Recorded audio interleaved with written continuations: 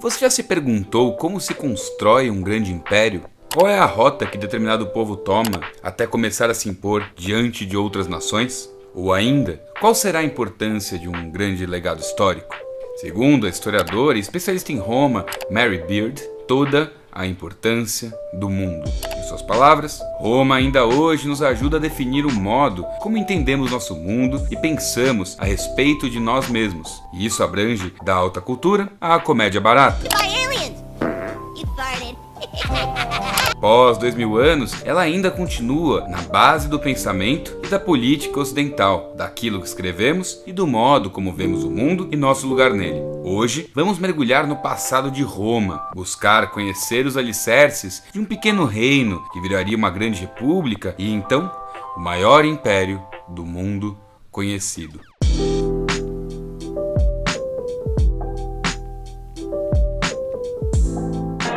This is the end of the legend, and the beginning of the story of the greatest city in the world.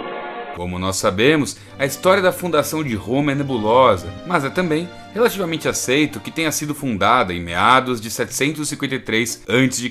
Os registros dessa época são escassos e com forte influência latina, etrusca e sabina, povos que habitavam ali a região. Muito bem, então quem foram esses povos? Etruscos são os povos que viveram na região da Península Itálica. O período exato em que houve a ocupação não se sabe, mas acreditam que tenha ocorrido por volta dos anos de 1200 a 700 a.C. A região que eles habitavam equivale ao que é hoje a Toscana, com partes do Lácio e da Úmbria. Já os sabinos habitavam as colinas próximas a Roma, também no Lácio, a oeste dos Apeninos, ocupando também toda a ribeira leste do rio Nera, fazendo fronteira com os etruscos. E os latinos foram um povo de origem indo-europeia que habitou principalmente a zona centro-meridional da Península Itálica no milênio I a.C.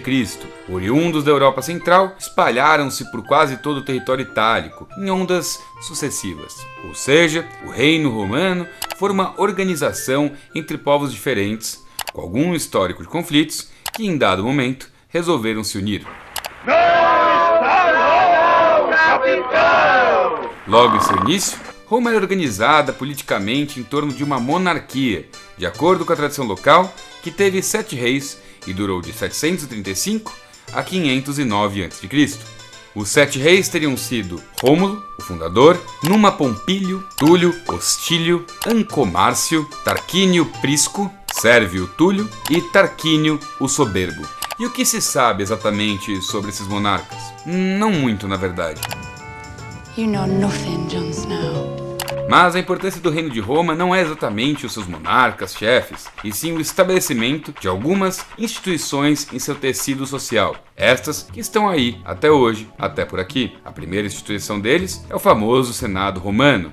Sua principal função naquela época era ser uma espécie de colegiado que elegia o monarca que tomaria as decisões executivas do reinado. Veja bem, Senado vem do latim senatus, que significa homem velho. O jovem Senado romano era uma espécie de conselho de velhos anciões, que eram tipo chefes tribais da região do Lácio.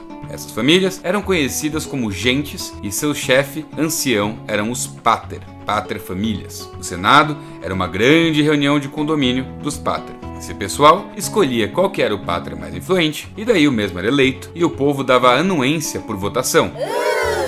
Obviamente, não havia lá tanta escolha assim. Há uma forte suspeita histórica de que os reis de Roma eram quase sempre etruscos, e isso acabou dando pau. Há também outra invenção muito importante que nasce em Roma, o direito romano, ao menos em sua versão arcaica.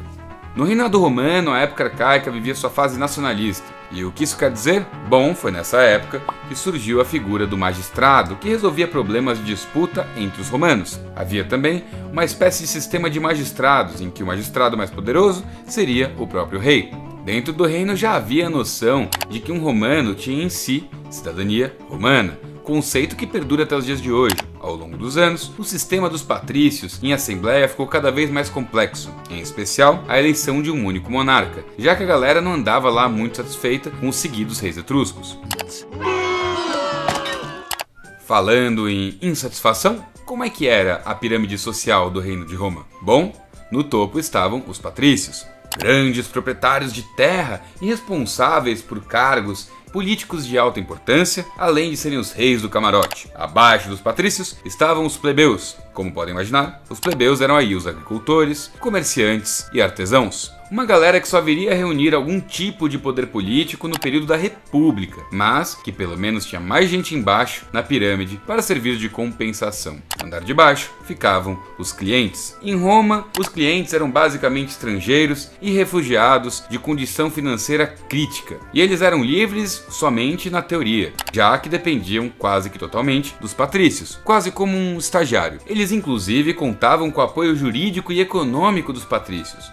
Contudo, essas colaborações eram mais uma troca de favores, já que os clientes tinham que ajudar em trabalhos e nas questões militares. E, ainda abaixo dos clientes, estavam eles, os escravos.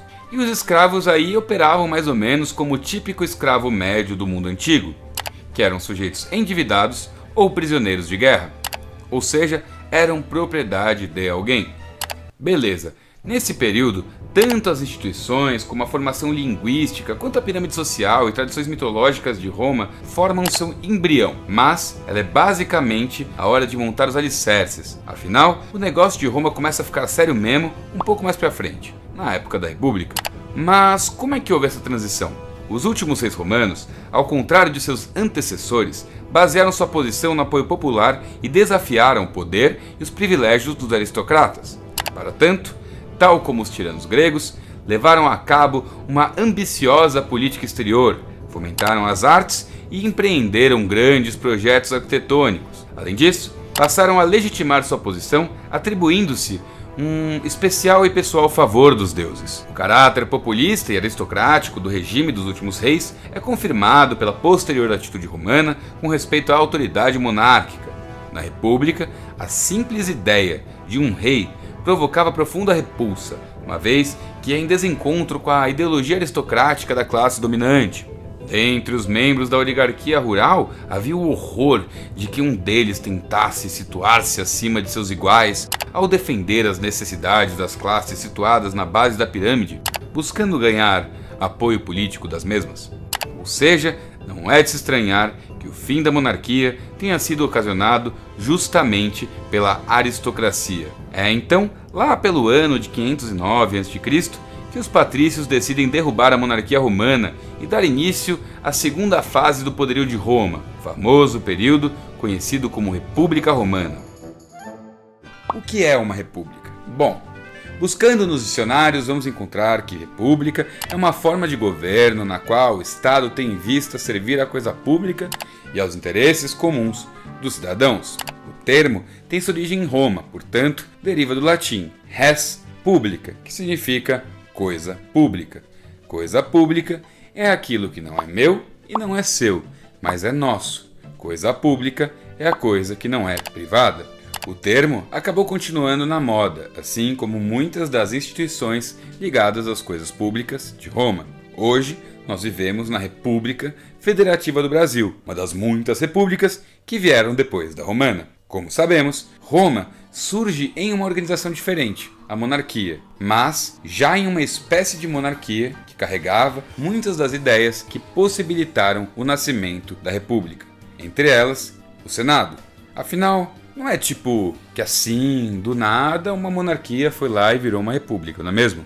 A república em Roma começa justamente de conflitos de interesses entre as classes populares e a aristocracia, assim como de conflitos entre grupos étnicos que ocupavam a região da Península Itálica. Ao longo da monarquia, o governo foi ficando cada vez mais populista. O objetivo desse populismo era fortalecer o poder do rei diante das outras instituições. Por um lado, isso enfurecia o Senado, que perdia espaço para o poder do rei, e pelo método das camadas sociais sem participação direta na política, tipo os plebeus. Isso já criava a sensação de disputa entre o monarca e o Senado. E o interessante disso é que o Senado era quem elegia o monarca. O Senado basicamente funcionava como uma espécie de colegiado de chefes tribais da região do Lácio, e o monarca era o representante do poder executivo. Só que em Roma conviviam sabinos, latinos e etruscos, mas quem costumava virar rei era etrusco. Aliás, o último deles era um sujeito chamado Lúcio Tarquínio Soberbo, que é um baita nome de rei que cai. Soberbo vinha da linhagem real e teve boas vitórias militares, mas ninguém gostava muito dele. Afinal, acredita-se que ele se recusara a enterrar seu antecessor, condenara à morte senadores leais a ele, além de ter traído os aliados latinos de Roma. Seguido disso, decidiu que não iria ocupar as cadeiras vazias, diminuindo a autoridade e o tamanho do Senado. Também saía por aí, aplicando pena capital sem passar com seus conselheiros. Daí que nem os aliados conseguiam dormir tranquilos.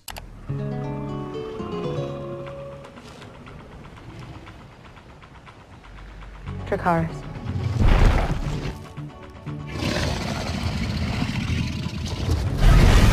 Então, quando o clima tá tenso assim, o que falta mesmo é uma boa desculpa, né? Então, eis que, em campanha militar, segundo relatos da época, o filho do rei violentara uma nobre romana de nome Lucrécia. Ela, após relatar o ocorrido para outros nobres, comete suicídio. Lúcio Júnior Bruto, sujeito com o nome de quem derruba rei, em conjunto com boa parte da nobreza, aristocracia e até mesmo do povo romano, depuseram Soberbo. Este foi exilado. Bruto, então, se responsabiliza por pensar em conjunto com outros patrícios qual será a arquitetura da política de Roma. Ele organiza uma Assembleia das Cúrias, que era uma organização de famílias patrícias utilizada para ratificar os decretos do rei. Nessa Assembleia, discutiu-se a futura forma do governo de Roma. Muitos foram ouvidos, claro, todos patrícios. A Assembleia declarou, então, que haveria uma república, com 2 cônsules executando a vontade do Senado patrício. Essa organização que eles montaram aí nem pretendia ser para sempre, e houve várias tentativas de reconstruir a monarquia, mas, ainda assim, a república acabou, que durou 500 anos. Beleza, então, como é que funcionava essa tal república? Olha, a resposta é meio complexa, porque houve algumas reformas ao longo aí dos 500 anos, mas em linhas gerais, ela funcionou mais ou menos assim. Havia o Senado, que resolvia problemas de política externa e supervisionava as magistraturas, além de eleger os cônsules e debater questões cruciais da República. Senadores eram sempre patrícios. Os cônsules, que já mencionamos, eram uma sorte de magistrados que exerciam o comando militar e eram 2, com o objetivo de um abaixar a bola do outro.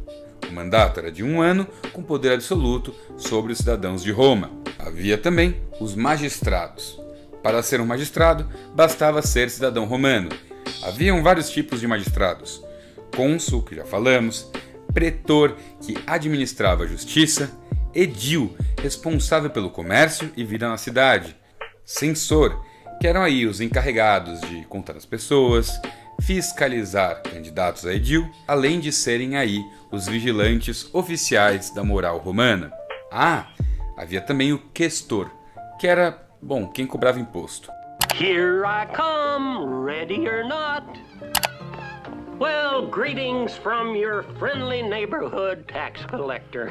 Como vocês podem ver, a burocracia romana era bastante complexa e isso se deve ao fato de que dedicava-se muito tempo e energia à política em Roma, que durante a República expandiu horrores. Mas antes disso, vamos falar de uma invenção que estava aí por fora dos planos dos senadores quando fundaram a República: o tribuno da plebe. O que é o tribuno da plebe?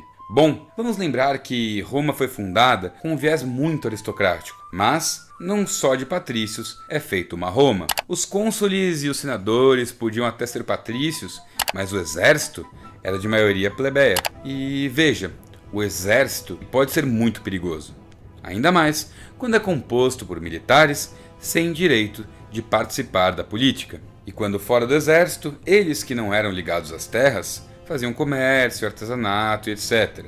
Com a prosperidade trazida pela República, plebeus começaram a enriquecer. Eles eram importantes para a defesa e para a economia, portanto, mas não tinham nem direitos e nem voz. Aí a galera começou a ficar pistola com os patrícios, né? Muito bem. Logo no início da República, os romanos se viram em guerra com tribos vizinhas controladas por etruscos. Em 494 a.C., Roma estava, portanto, sob risco de uma invasão estrangeira. Esvaziando as tropas militares da cidade, os plebeus se refugiaram no Monte Sagrado, exigindo a criação de um cargo político exclusivamente controlado por plebeus. O que eles fizeram foi basicamente uma greve. Então, os patrícios fizeram um pacto com os plebeus romanos, que aceitaram lutar pela causa em troca de maior representatividade política. Foi daí que surgiu um marco de Roma, o chamado Tribuno da Plebe, onde os plebeus teriam voz. Esse novo poder faria aí uma espécie de contraponto ao Senado.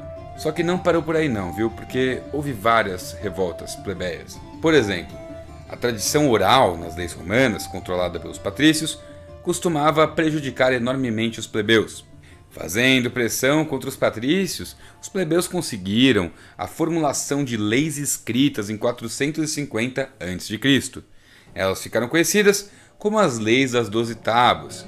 Em 5 anos, também conseguiram permitir o casamento entre plebeus e patrícios. E então, finalmente, já que os patrícios não costumavam ter dívidas, acabavam sendo aí a única classe que não corria risco de passar para a escravidão. Daí que em 367 a.C., os plebeus conseguiram extinguir a escravidão por dívida. Esse foi o fim da República Precoce, que ficou conhecida como Era Patrícia, durando de 409 a.C. a 367 a.C. No campo histórico-militar, os romanos naquela época tiveram que lidar com 2 grandes conflitos. O primeiro foi contra os latinos, que dominavam diversas áreas ao redor de Roma. Lembra que eu falei aí que a monarquia tentou voltar? Então, esses latinos aí eram liderados pelo antigo rei de Roma. O evento mais famoso desse conflito foi a Batalha do Lago Regilo, em que terminou com uma espécie de aliança entre os lados, Roma e Liga Latina. A Liga, com o rabo entre as pernas após a primeira demonstração de força por parte dos romanos. Esse conflito foi o embrião da por vir expansão romana. Mas um problema que Roma teve que lidar aí nesse período foi com as invasões dos povos celtas. Pois é, galera, quem gosta e conhece os personagens Asterix e Obelix costuma lembrar da Gália como uma região quase que totalmente tomada pelos romanos, à exceção da vila dos nossos heróis. Mas, antes da famosa conquista da Gália, os celtas foram verdadeiras fontes de terror para Roma. Mundo dá voltas, não é mesmo? Com os plebeus ganhando força política e inúmeros problemas com os celtas, os patrícios tiveram que ceder cada vez mais às pressões internas de seu povo. A partir de 367 houve uma nova série de conflitos internos na política romana. Estes só viriam a ser resolvidos por volta de 287 a.C., com a chamada Lei Hortência, quando o ditador Quinto Hortêncio determinou por vias legais no Senado que os plebiscitos teriam força de lei. Vamos abrir um parênteses aqui, galera. Ditador em Roma era um título dado a um magistrado que fosse apontado pelos 2 cônsules para governar durante emergências. Conceito bem diferente do que é ditador hoje em dia. Bom, voltando para a Lei Hortência. Plebiscito vem de plebe, percebe? Se os plebiscitos têm força de lei, os conselhos plebeus estariam de fato dentro do jogo político de Roma. Nesse momento, os romanos mostravam aí as 2 faces que caracterizaram a sua existência enquanto potência. Internamente, uma civilização borbulhante, com política cheia de selvageria, super complexa. Externamente, devido a enorme talento militar, o nome Roma ia cada vez mais longe. Lá pela época de Quinto Hortêncio, o território que hoje chamamos de Itália basicamente respondia a uma instituição: a República Romana. De 287 a.C. a 133 a.C., a balança de poder estava se modificando e, com os plebeus satisfeitos com sua capacidade de aspiração, Roma começou a conquistar. Nessa onda de conquistas, começa uma série de conflitos que ficou conhecido como as Guerras Pírricas. Você já ouviu falar da expressão vitória de Pirro? Uma vitória de Pirro é quando você ganha, mas o preço que você pagou pela vitória foi tão alto que ela meio que nem valeu a pena. What did it cost? Everything. Então, não parece, mas isso importa. Olha isso. Essa guerra foi o encontro do velho com com o novo, do passado com o futuro. Romanos e gregos, pela primeira vez na história, se chocariam violentamente em torno de interesses distintos. Os romanos queriam dominar de vez a bota e, para isso, faltava o extremo sul italiano e a Sicília. Acontece que aquela região especificamente estava sob influência grega. Roma estabelece então uma aliança com Cartago. Já as províncias gregas, especialmente o reino de Epiro, ficaram do outro lado do conflito. Roma tinha seu primeiro teste de ferro contra a poderosa organização militar grega. Então, sob enorme custo, Roma venceu a lendária Grécia e deu início à sua derrocada geopolítica na região, a começar pela derrota de Pirro. Antes de ser derrotado, Pirro ganhou muito, usando da tradição militar deixada por Alexandre o Grande, aliado aos exércitos gregos, que eram considerados os melhores do mundo à época. Pirro, entretanto, morreu em batalha, ao cair do cavalo, em Argos. Roma, após essa vitória, passou a ser conhecido como uma grande potência no Mediterrâneo. Ao final do conflito, seguido de outras querelas menores, a República Romana passa a controlar toda a Península Itálica. Mas essas guerras, por mais importantes que tenham sido, não são nada diante do que está por vir. A jovem República Romana estava cada vez mais ambiciosa, mostrava crescente inteligência militar e fortes tendências imperialistas. Nessa altura, então, os romanos já se preparavam para um plano extremamente arrojado de dominação: controlar as águas do Mediterrâneo. Entretanto, havia uma outra república, igualmente imperialista, que prometia fazer frente ao poderio de Roma. Seu nome? Cartago. Bom, meus amigos e minhas amigas, esse foi o cenário de um dos mais relevantes, grandiosos e comentados conflitos militares de todos os tempos. Essas foram as famosas Guerras Púnicas. Cartago e Roma eram potências emergentes e ex-aliados de guerras antigas. Se não pelo destino, mas pela vontade de seus líderes, essas nações eventualmente entrariam em conflito. Afinal, ambos viam uma região especificamente chave para a guerra: a ilha da Sicília, recém-anexada ao território da República Romana, conquista que havia gerado grande tensão com os vizinhos. Bom, a República Cartaginesa era conhecida como a civilização púnica, o que já explica o nome do evento, certo? Ela era localizada justamente ali, no Mediterrâneo, englobando alguns países africanos, outros países europeus e parte do Oriente Médio. E por que ela era tão importante nessa época? Simples: os púnicos controlavam um espaço amplo, sufocando a navegação romana e tendo a possibilidade de controlar o comércio numa região riquíssima, que abastecia os ricos impérios do Oriente. Ou seja, Roma tinha algumas decisões a tomar, e de cara, uma bem difícil. Ao sul da Itália, a etnia predominante era púnica. Então, como travar uma guerra contra uma nação que gozava da simpatia dos locais? Bom, a solução encontrada é a típica de um predador.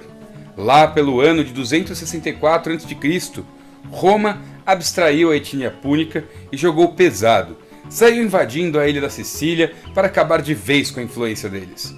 Óbvio que isso não sairia barato, visto que Cartago possuía um exército poderoso e iria defender os seus. E o que se viu na ilha da Cosa Nostra foi uma guerra de gigantes, uma batalha que durou 23 anos. Cartago lutou bravamente, mas quem levou a melhor foi Roma, que já iniciava um processo de mudança geopolítica na região. Mas Roma acabou por criar um sentimento de revanche, o que é sempre um baita BO e também não é nenhuma surpresa. A Segunda Guerra Púnica estava por vir. A questão era quando. Então, enquanto essa guerra não começa, vamos contar a história de um sujeito muito, mas muito importante para esses conflitos: Aníbal Barca. Esse cara aí, de nome pomposo para muitos historiadores, é um dos personagens mais importantes para se entender o mundo antigo. Aníbal Barca nasceu em 247 a.C., foi um general cartaginês que se tornou célebre na ainda por vir Segunda Guerra Púnica. Aníbal representava um sentimento anti-Roma e queria de qualquer jeito devolver os dissabores da Primeira Guerra Púnica. Além disso, ele era um sujeito muito criativo. Sabe aquela coisa de filme de fantasia, tipo O Senhor dos Anéis, onde os caras jogam de tudo no meio da guerra? Então, reza a lenda que ele gostava mais de elefante do que de soldado e era mestre em usá-los em batalha. Fora isso, era também uma figura muito popular e com bastante poder político. Beleza, Aníbal era poderoso e tal, mas Cartago jamais tiraria o sono de Roma, certo? Não é bem assim. Ele deu muito trabalho. O general, com um contingente reduzido e uma porrada de elefantes, tinha um plano audacioso: invadir o norte da Itália.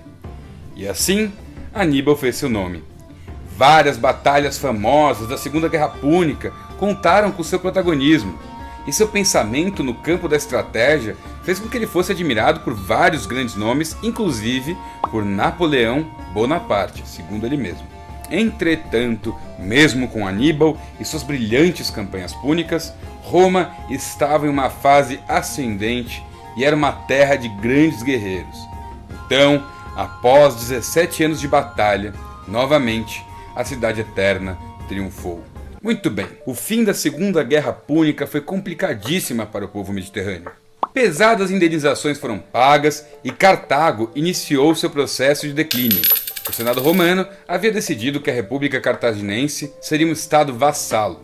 Isso fez com que aquela civilização assinasse onerosos tratados, como o da obrigatoriedade de reporte a Roma em caso de guerra. De um jeito ou de outro, o Mediterrâneo agora era de fato romano. O mar é nosso. Mare Nostrum. Esse foi o nome de afeto dado pelos romanos ao Mediterrâneo. Um mar para chamar de seu. Cartago, agora com o comércio destruído, volta suas atenções para as terras rurais. Isso a longo prazo gerou grande desenvolvimento e manteve vivas as suas aspirações de derrotar Roma. Vale destacar, os cartaginenses eram muito bons, disciplinados e sabiam como prosperar economicamente. Na contrapartida, os romanos dessa época saíram em diversas campanhas no Oriente Médio e viram sua economia voltar-se ao abastecimento daquela região. Durante o intermédio da Segunda e Terceira Guerra Púnica, coisa de 50 anos mais ou menos, Cartago prosperou. E pense você como um púnico da época. Estamos bem, fortes economicamente, temos aí uma nova atividade, é a chance de postularmos alguma hegemonia, certo? Sim, claro. Porém, com uma ressalva. Cartago dessa vez queria ganhar na competitividade de seus produtos. Eles sabiam que seria uma espécie de trabalho de formiguinha para ser colhido ao longo dos anos antes de ir para o ringue. Só que o problema era o seguinte: Roma estava ligada. Os patrícios e o Senado romano cada vez mais perceberam que o dinheiro estava sendo perdido. Porque pense bem, todos os vizinhos de Cartago tinham um produto melhor e mais competitivo financeiramente ali do lado. Acontece que Roma não podia dispensar um centavo sequer dentro do seu sonho megalomaníaco de dominação mundial. Daí que eles pensaram o seguinte: bora quebrar os caras? Afinal, a gente tem como. Só que a real é que precisava de um motivo, uma desculpa para atacar. Vale lembrar que Roma era o país do direito, então os romanos tentariam arrumar uma desculpa legalista. Olha só, lembra que falamos que Cartago precisava pedir autorização para Roma se quisesse engajar em qualquer conflito militar? Então, em meados dos anos de 150 a 152 a.C., os púnicos pediram para o Senado romano diversas vezes autorização para invadir a região da Numídia, mas todos os pedidos foram ignorados. Então, em 150 a.C., Cartago começou uma guerra tecnicamente legal contra a Numídia, que era tudo que o Senado romano queria. Finalmente, eles tinham seu sonhado motivo para aniquilar Cartago. Roma, logo de cara, fez uma série de cercos, destruiu rotas de abastecimento, circulação e, principalmente, cometeu aí um característico genocídio romano. Estima-se que no começo da invasão já teriam morrido coisa de 600 mil pessoas, o que hoje é muito, mas para a época era tipo muito mesmo. Progressivamente, os romanos foram tomando à força o poder até a completa derrocada de Cartago. Essa grande e próspera nação que, no lugar de desaparecer, teve como destino algo comum a todos aqueles que um dia peitaram os exércitos romanos: ostracismo e servidão para a tal cidade eterna. Mare Nostrum é na verdade um termo que reflete o absoluto do imperialismo, a brutalidade da guerra feita como os romanos faziam guerra. A República Romana estava surfando na onda de suas proezas militares. Daí em diante, nada poderia brecar os avanços de suas tropas. Roma já era a maior potência do mundo conhecido. Mas, mesmo sendo um colosso para os inimigos, era uma panela de pressão política para si mesma. Vamos embarcar numa jornada que começa e termina com figuras muito importantes sendo brutalmente assassinadas em disputas de poder.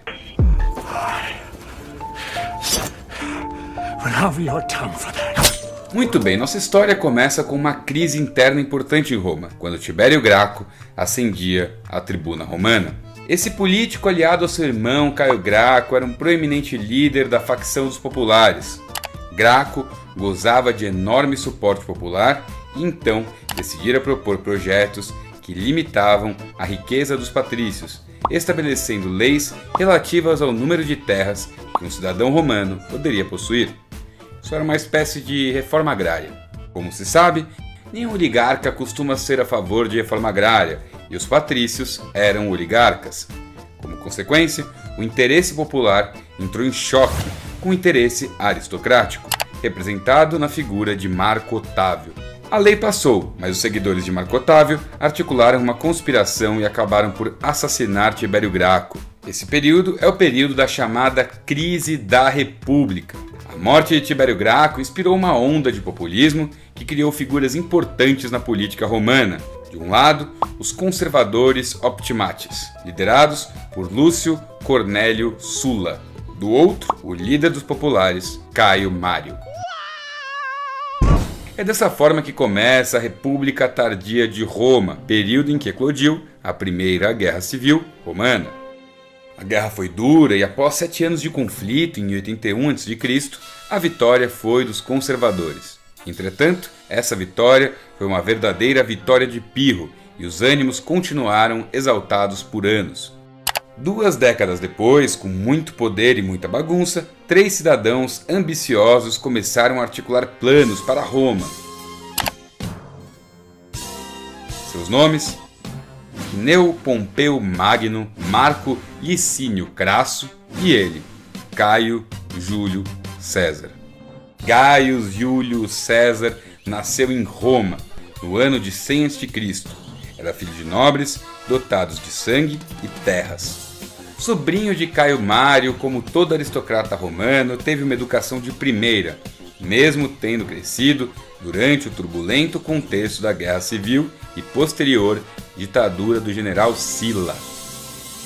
Diferente dos ditadores do passado romano, Sila era mais próximo do que entendemos hoje por um ditador. Afinal, em 86 a.C., fora proclamado ditador perpétuo de Roma e, ao longo de seu governo, limitaram o poder dos tribunais da plebe e da Assembleia Popular, fora que perseguiu severamente seus opositores. Sila era um ditador sanguinário e tinha por hábito esquartejar os prisioneiros em pleno Senado. E olha que ele não gostava de César. Mas por qual motivo? Bom, ainda durante a Guerra Civil, Júlio César casara-se com Cornélia, que era filha de Cinna. Cinna era inimigo mortal de Sila e, por extensão, de César.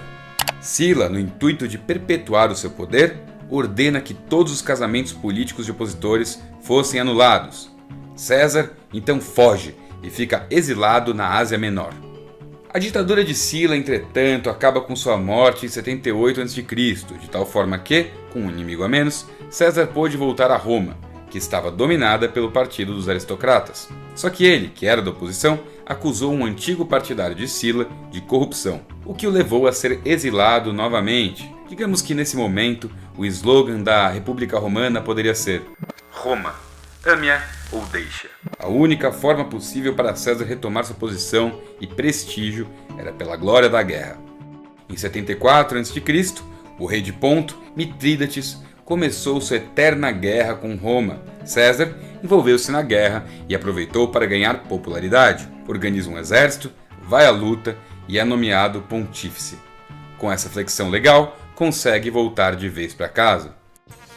Nesse contexto, César se encontra com o pessoal que falamos lá no começo, Crasso e Pompeu. Na época, eles eram os cônsules e estavam lidando com a restauração democrática de Roma. Surfando nessa onda, César auxiliou na abolição da Constituição de Sila e começou a ganhar destaque político. Em 69, é eleito questor de Roma. Em 65, é nomeado edil, magistratura importante que lhe deu espaço para ações populares, como corridas de cavalos, brigas de gladiadores e lutas com feras. Em 62, ganha cargo de pretor e um exército próprio. E é assim que chegamos no cenário de conflito entre três gigantes que, com atributos diferentes, traziam cor às acirradas disputas de poder em Roma.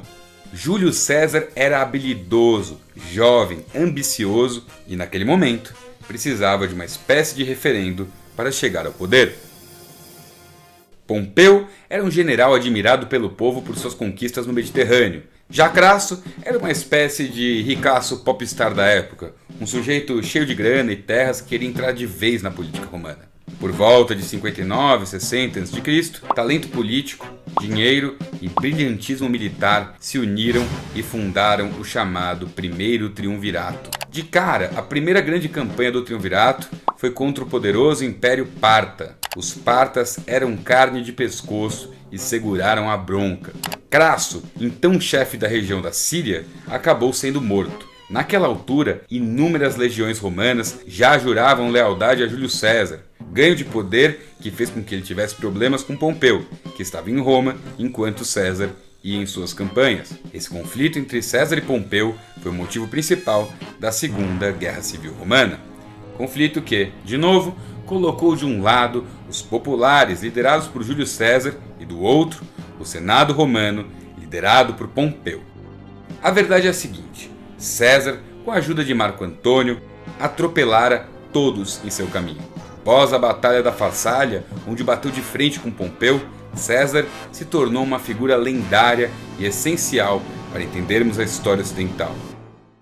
Diga-se de passagem, Pompeu nem viu a cor da bola e foi logo assassinado no Egito. O vitorioso César esvaziou as funções do Senado romano. César se estabeleceu como ditador da República Romana, onde era o chefe máximo da região, o cônsul, procônsul e o tribuno definitivo. E como costuma ser o caso com os tiranos, César foi ficando cada vez mais obsessivo com o poder, pouco a pouco, virando um ditador cruel e paranoico. Como consequência, causou inquietação em antigos aliados que, não sem motivo, temiam a volta da monarquia romana. Dentro do esvaziado Senado romano, começa então uma conspiração para assassinar o ditador. Numa sessão tensa do Senado, no dia 15 de março de 44 a.C., Júlio César é atacado e esfaqueado 23 vezes.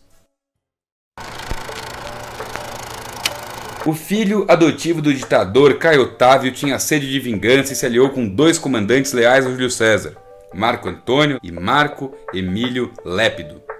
Três homens que a história diz que tinham uma relação intensa, mas um objetivo em comum: vingar a morte de César. Esse trio tinha respaldo da Assembleia do Povo e perseguiu muitos dos conspiradores, dando o jeito de ter o poder constitucional dividido entre os três.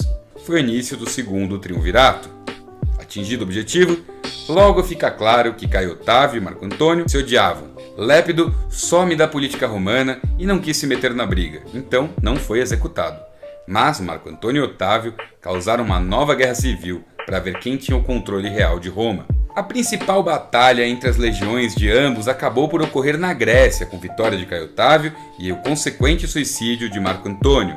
Sem ninguém em seu caminho, Caio Otávio marchou para Roma, onde se declarou Princeps Civitatis, um jeito bem romano de nomear-se imperador. E, bom, é isso aí, galera. Eu espero que vocês tenham gostado deste conteúdo.